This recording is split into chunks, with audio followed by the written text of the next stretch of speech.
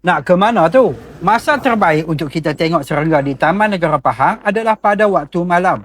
Dari Asia Camp Resort, kita bergerak ke JT Kuala Tahan menaiki kenderaan 4x4. Sesudah tiba di JT, kita berkumpul dahulu bagi sesi penerangan ringkas keselamatan sebelum kita naik bot menuju ke pintu utama Taman Negara yang akan mengambil masa 10 minit perjalanan. Tambang bot tak mahal mana sangat, dalam RM2 begitu. Sampainya kita di JT masuk utama, kita keluar dengan berhati-hati kemudian mendaki tangga setinggi 150 meter untuk tiba di ruang penerangan utama di mana pemandu arah akan menerangkan kepada kita prosedur keselamatan sebelum kita mula berjalan masuk dalam hutan. Selesai sesi penerangan, kita mula berjalan secara berkumpulan, bergerak masuk ke dalam hutan melalui laluan khas. Sepanjang perjalanan, pemandu arah akan menunjukkan kepada kita serangga-serangga yang hanya ada dalam hutan tebal, menerangkan tentang ekosistem hutan dan juga menunjukkan tumbuhan hutan yang memberi manfaat kepada manusia. Maka inilah peluang kita menunjukkan kepada anak-anak kita